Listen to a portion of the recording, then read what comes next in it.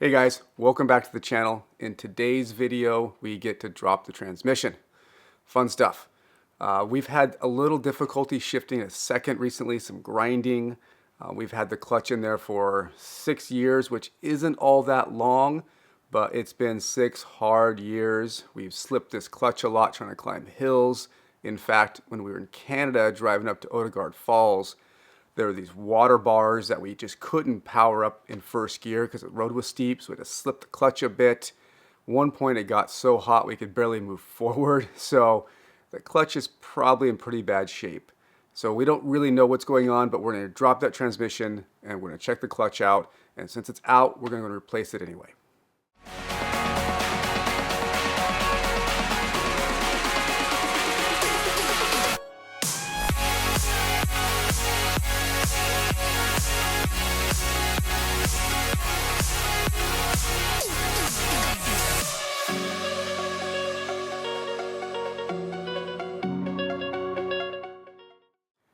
Now, before you go out and buy a new clutch, if your van's having some problems, there's things you can do to check out way before you drop the transmission. The first thing would be do you have fluid in your brake fluid reservoir up top in the dash? That system from the brake fluid also runs your clutch system, so make sure that's topped off. If it has ran low, you probably have air in the lines. So the next thing to do would be to do a quick bleed on the system. There's a nipple, a bleed nipple on top of the slave cylinder on transmission. Hook a hose up to that so you don't make a mess and push that fluid out. Either have a helper or do it by yourself. Use or promote a power bleeder, whatever you got to do. If that doesn't solve it, make sure and while you're down there, make sure there's no leaks. Make sure the slave cylinders aren't leaking, the master cylinders aren't leaking. If that all checks out good, check your linkage on your transmission. Make sure something hasn't come loose. It doesn't need to be lubed up. Something super simple before you go and drop that transmission. Because again, it's not terribly difficult, but it's a lot of work to get it down and get it back up. So I would check those first before you go out and buy a new clutch. We sourced our clutch from Buslab, really for a few reasons. They had it in stock. They're not that far away down in California, so shipping is quick, and they really had the best price for the SOX clutch. So with that, you get a brand new clutch disc, a nice high quality part. You get throwout bearing, and a pilot bearing, which you should definitely replace. They can be kind of hard to get out, but a small puller usually pulls it up pretty easily. And of course, a brand new pressure plate as well. To make some more room under the van, we put a 4x6 block under the tires just to give some space. And then for a transmission jack, we actually use an ATV jack that we got off Craigslist for pretty cheap.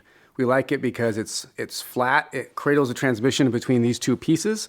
And then it's easy to maneuver around underneath there. Since we'll be taking our starter off and taking the wiring off the starter, the first thing we have to do is disconnect our starting battery, and then also the house battery, disconnect that as well.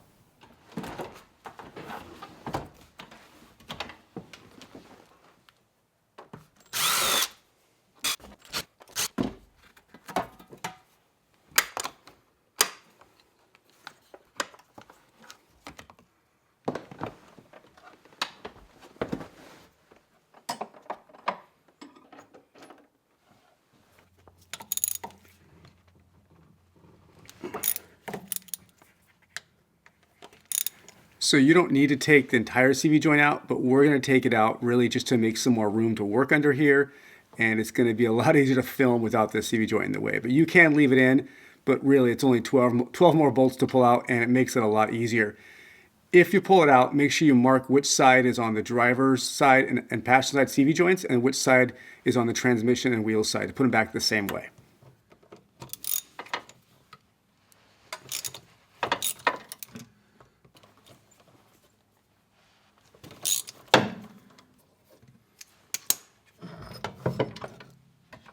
So staying on this side, we need to disconnect the linkage from the transmission. There's 2 bolts up here, 2 13mm bolts, and then there's a 13mm bolt up in there that will take off the shift selector.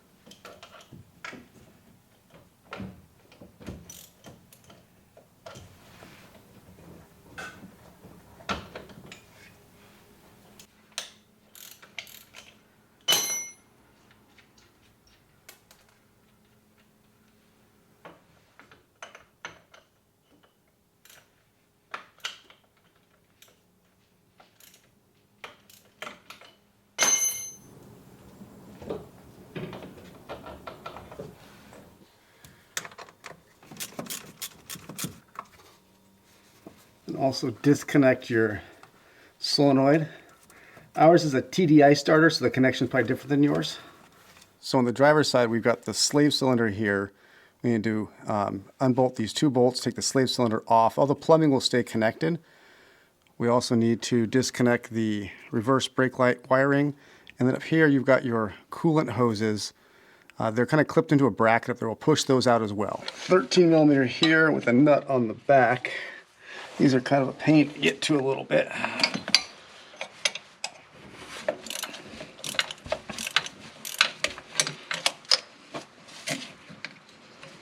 We're going to loosen this 13 up to make this easier to get on and off. This is just the support bracket. This bolt come out now. So you can see the other bolt is right here. So you get the 13 millimeter on top, but then you got to get a box in underneath to be able to keep that from spinning.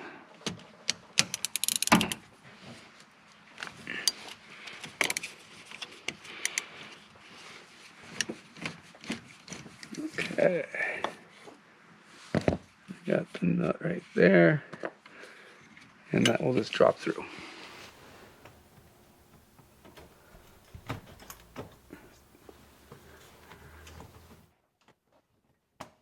So while up here also, we'll loosen the bolt to hold the upper part of the transmission on. So there's a bolt right here with a nut on it, and then buried down behind the throttle body there's one more nut, which is kind of hard to get to, that kind of holds the part of the starter on.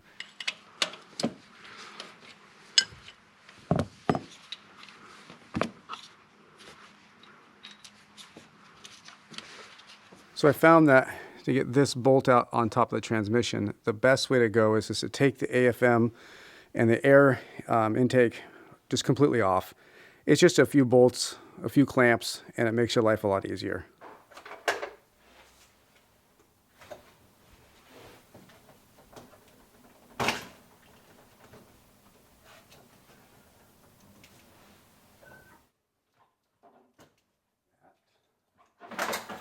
And it just comes out. Ours has a little ground on the AFM, so now you can just get to it with the box end. And don't worry, your transmission is not going to fall out. So we've got this bolt out, that bolt out, the throttle cable off.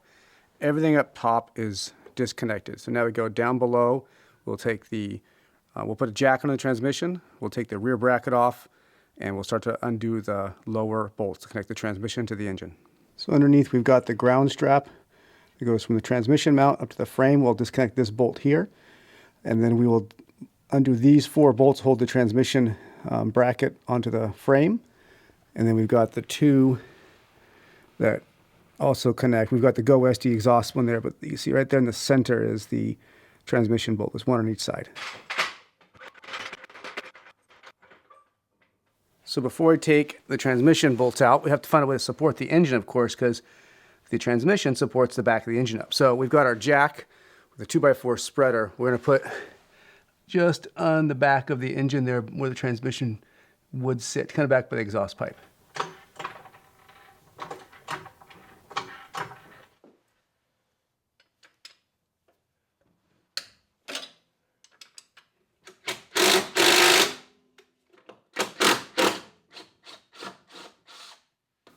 You can see the transmission's already pulling away from the engine a little bit. So now it's time to pull it all out, see if we missed anything. And then, this is clear in the back. We're going to screw it back. And we're hitting there, or a little bit more.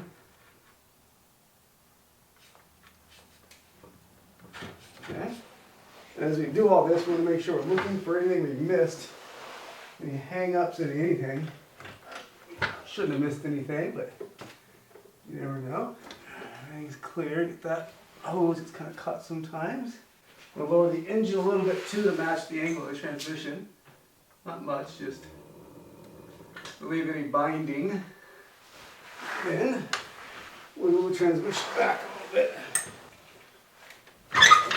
There we go, it's free. And we'll let it down. This is what your clutch looks like with the transmission off. You're looking at the pressure plate right here. So these fingers, these are springs. The throwout bearing in your transmission actually push on these springs and releases the tension between the flywheel and the pressure plate. And that's what allows you to shift your gears. So we're going to take this off, take all these bolts on the outside off, take this off, take the clutch disc off, inspect the flywheel, and put it all back together.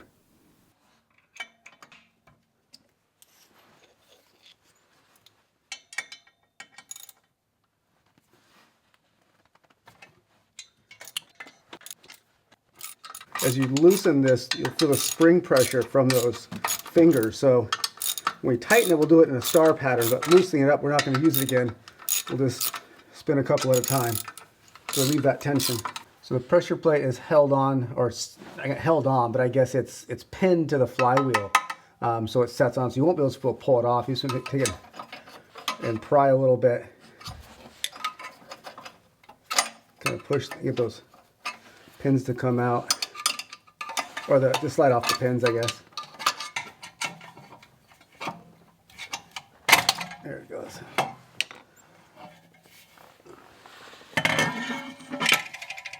This is our clutch disc coming out, which actually looks to be in really good shape for what it was. There's some definite burning on the flywheel though.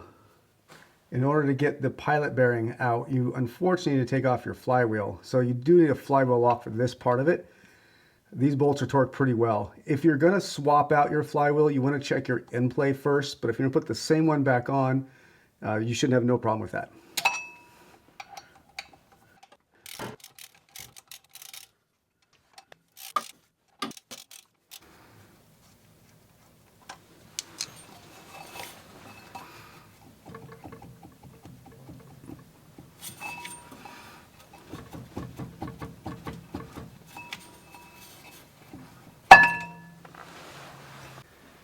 So we're going to get this bearing out right here. I just picked up this little puller set from Harbor Freight a bit ago with put this attachment on. I've never used this on here, so we're going to see. This goes in, and then we thread in to open those up a bit. It's cooked in. Let's see. Look at that. Super easy. I'll put a link into what I got, but that's a super easy way. It comes with a lot of extra attachments, so just a general puller. It was pretty cheap. The new bearing. You can kind of see on here, there's a chamfer side and a more flush side. The chamfer side goes in.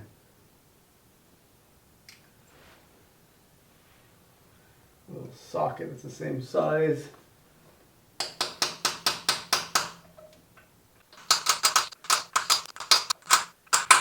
So it bottoms out. It's already pre-greased. We're going to put a little bit more grease in there before I put the clutch on. So a confession to make. Bus Depot was out of the felt ring that goes right there. So I didn't pick one up. I didn't feel like paying $5 postage for a 75-cent piece from someone else. So ours is in really good shape still. It's still there. It's no problem to reuse it. But one thing I did forget is there's an O-ring inside this that I did not buy. Again, ours looks to be in okay shape. We replaced our rear main seal. If you watched our Summer Road Trip series from 21, we had a rear main seal leak again, and I replaced it then. So I think it's in pretty good shape. Again, we're going to roll the dice, and if this flywheel is bad anyway, it'll get replaced.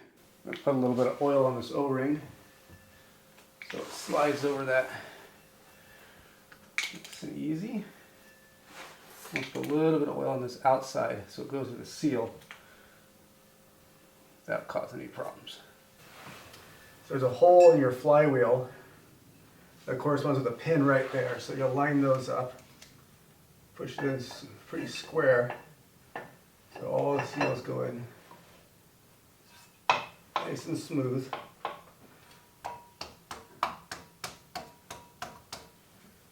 And then you'll use your bolts to tighten all that down. Okay, a quick note about flywheel bolts. According to the Bentley, they're not reusable. I've done it before. As you see, I'm doing it again. They're not a torque to yield bolt at 80 foot-pounds. If you're uncomfortable with that, buy new ones that are out there. I've reused them before, and I'm going to do that again. So if you have any thoughts on that, drop them in the comments. If not, back to the video.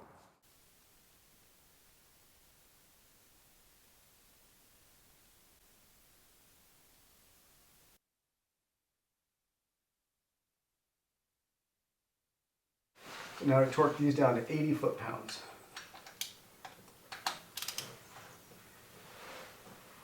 Let's kind of go in the same pattern.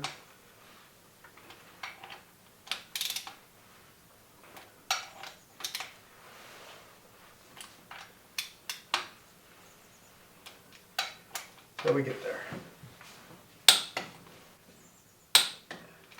There we go. So now it's time to put your clutch on. So what you guys got your clutch tool. What you're gonna do is you're gonna take your clutch disc, and it says right on here, gearbox side. So this little nub always faces out. So put this in, slide it in. This goes in the pilot bearing. And that is the way that you center your clutch disc in there. And then you put your pressure plate, which you've now taken and cleaned the surface really well with brake cleaner.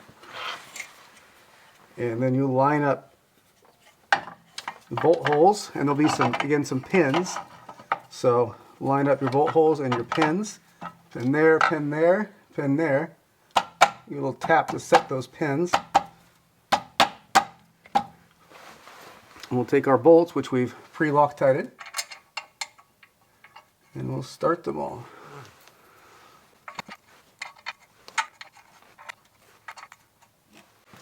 Now that that's done, we'll start to tighten these up in a pattern. So once you feel a little tension on it, go skip one. We're basically going to keep skipping one all the way around until we tighten it down. So skip to this one. So a little bit of pressure, and we'll skip over this one. A little bit of pressure. Takes to this one. A little bit of pressure.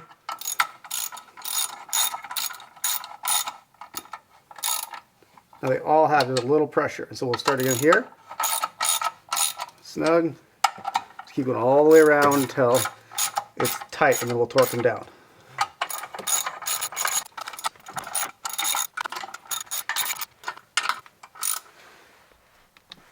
And these get torqued to just 18 foot-pounds.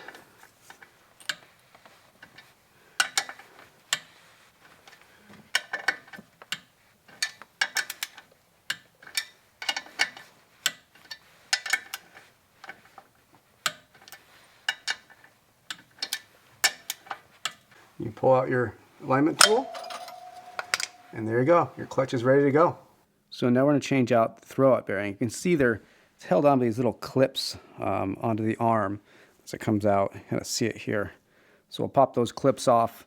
And then the thing we're going to do is we're going to take this arm out, clean it all up, re-grease it, and then put this back together.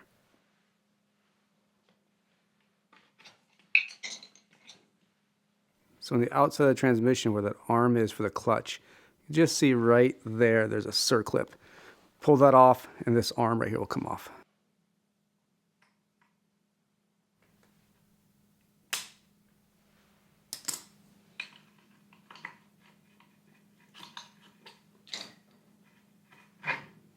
It's an 11mm bolt you take off, loosen up to get that shaft out as well.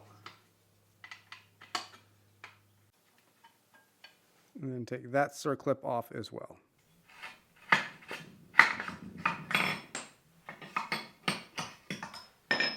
And the parts are all cleaned up. Put a little bit of grease on this end. I don't need a ton. Those are bronze bushings. They should be self-lubricating a little bit, but I have found that they're not as lubricating as you think. And you push that clutch pedal in, sometimes you get that squeak. I don't like that.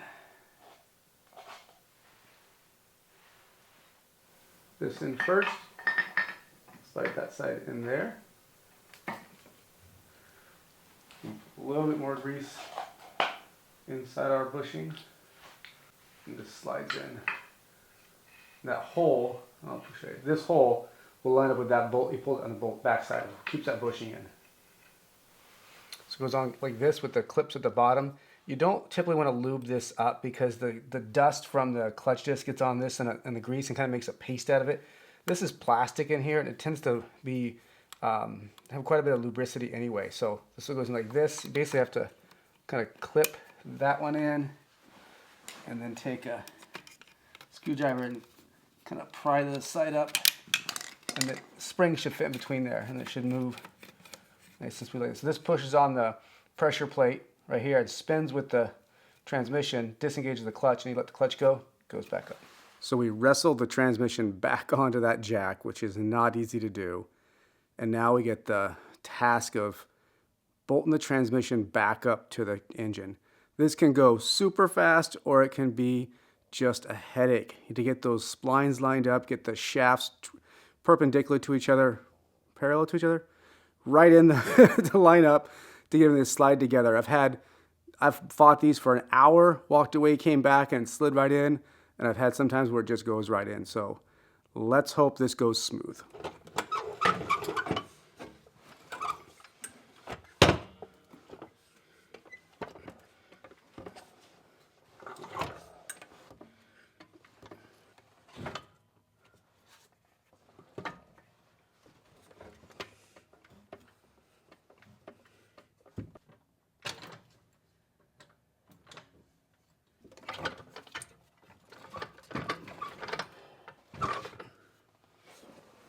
So you can see we've got the transmission up on the bolts. What we really need to do is keep the engine case and the transmission parallel right here so we know the splines are lined up. And then just kind of push and wiggle and mate the two together. Holy smokes, did you see that? That's not editing. That took 5 minutes to get lined up. Either I got really lucky or I'm getting too good at this. I don't know which one, but I'm just glad it's done. You notice I took the back mount. You notice the back mount of the transmission off. I find it a lot easier to maneuver it around, and then you just got to bolt it back up. Way better than trying to get that thing caught up on that frame rail all the time.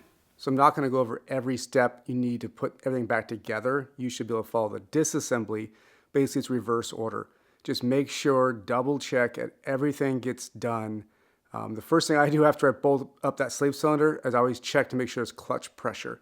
I just did that. The clutch feels great. Now we're going to put everything else back together.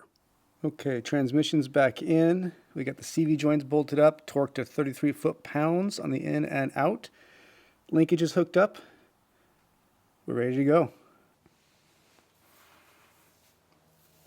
Getting a bit rough here. I don't think Nancy likes the long hair, long beard look. But anyway, it's been a few weeks since we did the transmission.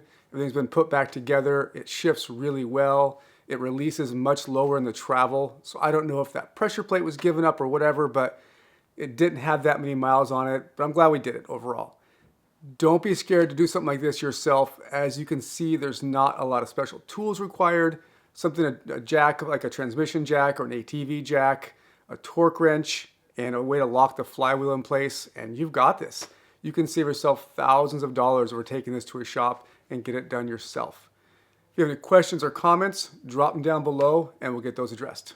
Thanks a lot.